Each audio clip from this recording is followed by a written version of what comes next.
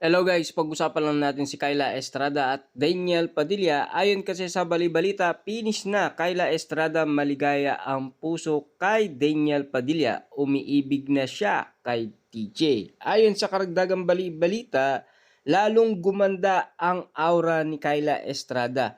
Say ng iba, mukhang esperado ang aktres. Itsurang in love daw ito dahil kay Daniel Padilla. Alatang maligaya raw ang puso niya.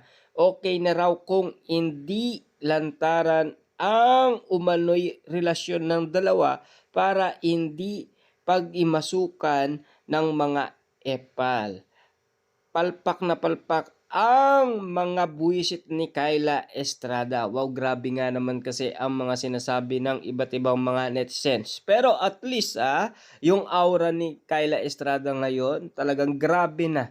Kakaiba na daw ang kinikilos niya simula lumantad ang dalawa sa publiko.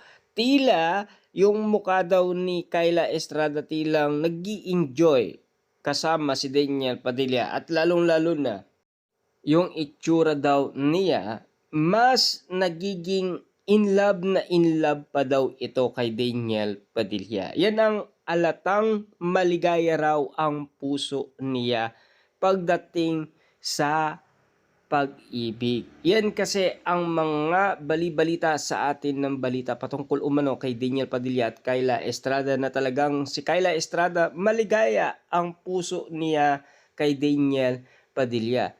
Pero may mga katanungan pa rin na tila hanggang ngayon ay bangungot pa rin ang bawat kwento sa nagmamahalan Daniel Padilla at Kyla Estrada. Ayon kasi sa karagdagang balibalita, may kaagaw daw si Kyla Estrada kay Daniel Padilla na alam nyo naman siguro.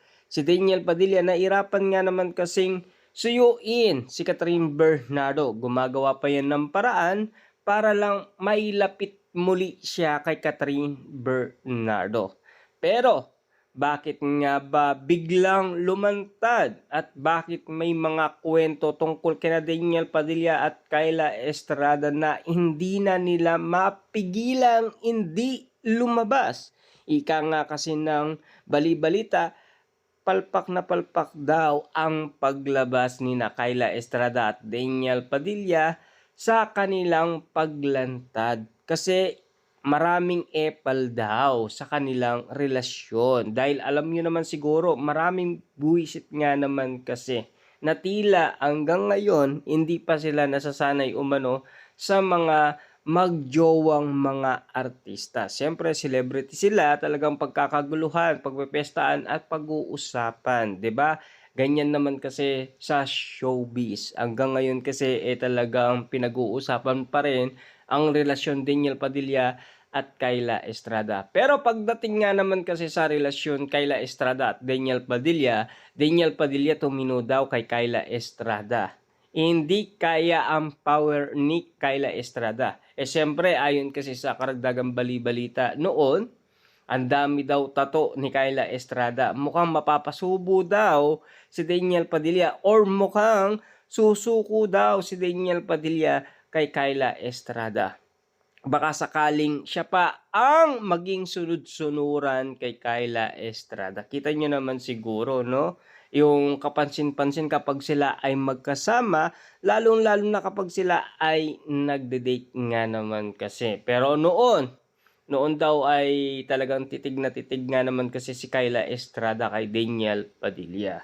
Pero nagkataon nga naman kasi na tila kapag sila ay nag-uusap, si Daniel Padilla naman daw ang nakatutok, laging nakatitig kay Kyla Estrada. Parang hindi daw makapagsalita itong si Kyla Estrada. Ayon kasi sa mga nangyari sa incognito sa kanilang teleserye noon.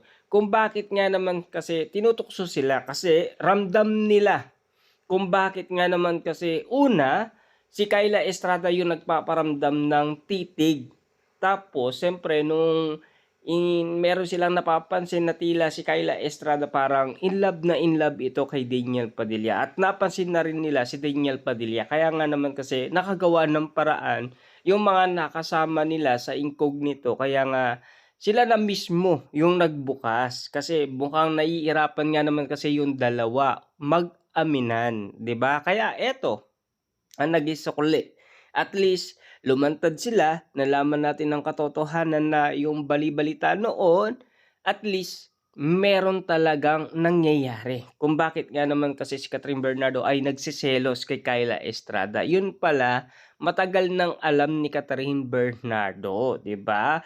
Kahit na may bali-balitang nanliligaw daw si Daniel Padilla kay Kyla Estrada. Kahit ang issue ay hindi daw sila bagay sa isa't isa. Kasi ang gusto ni Kyla Estrada ay non-showbiz. Tapos si Daniel Padilla, ayaw niya daw kay Kyla Estrada kasi Inglesera, 'di ba? Pero dahil sa nangyaring fashion show nga naman kasi ng Vince, nakita si Catherine Bernardo. Doon na mismo nagsalita ang taong bayan doon sa titig ni Catherine Bernardo na selos nga naman kasi ang datingan. Kaya nga naman kasi tumitig din naman itong si Kyla Estrada kay Catherine Bernardo na talagang parang ito ba yung nang iwan kay Daniel Padilla. Siyempre siya na ngayon ang mahal ni Daniel Padilla, 'di ba? Na alam niyo naman siguro 11 years nga naman silang nagtagal. Mahirap nga naman kasing bitawan at kalimutan, ika nga ng karamihan, 'di ba? Pero ang say naman ng iba, pwede naman daw nilang magawa 'yun. Kung sakasakali man magmahal ng iba si Catherine Bernardo, 'di ba? Hindi pa naman hulihang lahat para at least hindi niya makuha yung 11 years na 'yun. Kaso nga lang mukhang nahihirapan pa rin si Catherine Bernardo. Kita niyo naman hindi pa rin lumalantad sina Catherine Bernardo at Mayor Mart Alcala. Kahit na yung i-flex man lang, hindi pinapakilala. Kasi ang gusto daw ng mayor ay privacy sa kanilang relationship. Kasi ang dami nga naman kasing umaadlang sa kanilang relasyon, 'di ba? Grabe nga naman kasi. Tila hanggang ngayon ay wala pang pag-amin, lalong-lalo na kina Daniel Padilla at Kyla Estrada kahit marami ng beses silang lumalabas. Hanggang ngayon kasi hindi pa sila umaamin.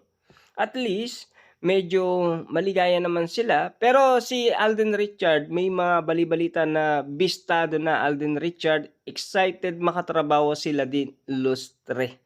Kasi alam niyo naman may bago silang teleserye at lalong-lalo na first time nilang magkasama sa kanilang tambalan sa paggawa ng teleserye. Bagamat nagkasama na sila sa endorsement, pero sa project ng paggawa ng teleserye, ngayon pa lang sila makakagawa, makakabuo ng magandang istorya na mapapanood natin, 'di ba? Abangan na lang natin.